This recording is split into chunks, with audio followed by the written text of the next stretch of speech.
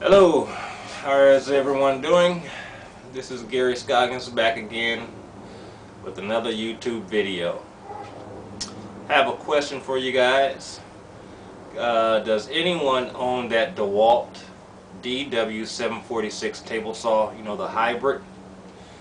I owned one because at the time that I bought my saw I could not afford the more expensive cabinet saw. So I opted for the DeWalt, mainly due to, I believe they were one of the first ones to have the dust shroud with the 2.5-inch dust port. Comment I have about that dust port is that it works okay, but I still get a substantial amount of sawdust on the shop floor. And plus, when doing a lot of ripping and cutting of the wood, using my shop vac here, hope you can see it, it fills up very quickly and it starts to lose suction power because it's filled up, so I always have to empty it all the time, too frequently. So what I did was that I made my saw to act like a cabinet saw. And I'm going to show you exactly what I've done. I've tried a lot of different configurations, but they didn't seem to work. I still got a lot of sawdust on the floor. So even when making a cabinet or any type of furniture that I decide to make, I always either have to sweep the floor up because I get a lot of sawdust before I walk into the house. So let me show you what I did. What I did is that I used some scrap pieces of plywood that was lying around my shop, and I built a little dust chute here. So it acts like a cabinet saw.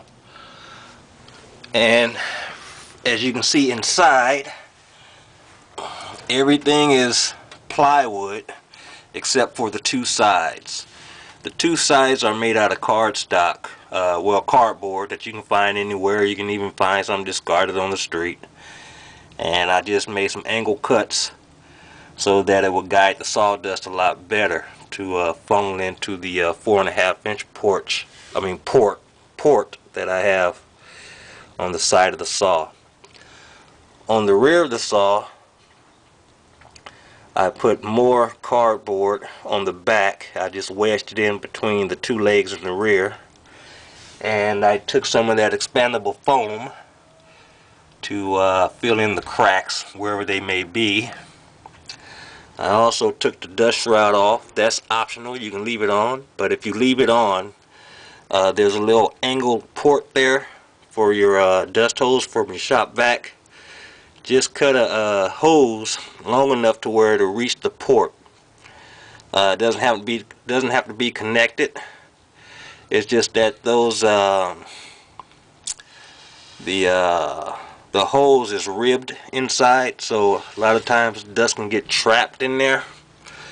So if you have a little airflow from the blade and the suction from the 4.5-inch port, it will pull that sawdust out. I have the hose connected to a garbage can, which is connected to my dust collector, so it'll act like a dual stage dust collector. And what I'll do here is I'll give you a demonstration. It's a lot better. It will be a lot better if I left the side on, but just for information purposes and demonstration, I took it off to show you. Okay, so I'm going to cut a piece of plywood here and show you how it works. Alright, let me turn on the dust collector, turn on the saw. There we go.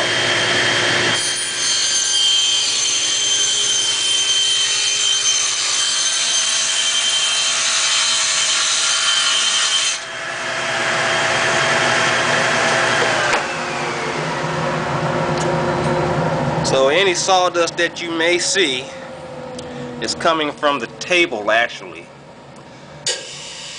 and not from the bottom of the saw. Now, as you can see, there's no sawdust that I have to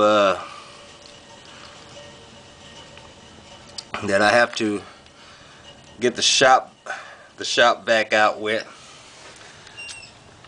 In the inside, there's just a small remnants of sawdust, and in order to make this, what I did was that I made a frame first, okay, that sits on the top, and it goes all the way around. Each end is secured with one pocket hole screw, okay. So there's a pocket hole screw on each corner. The box itself is put into the saw piece by piece. So I just bring it butted up against the frame, and I take a screw, well, from the inside of this frame, I'm sorry, and then with the screw, I screw the piece into the frame. Because if you don't do it that way, then there's no way that you can get the whole box underneath the saw, because the box will be too large. Yeah. But you're all woodworkers, so I'm pretty sure you can figure it out. There was a question in regards to my workbench on a previous YouTube video that I had about my workbench.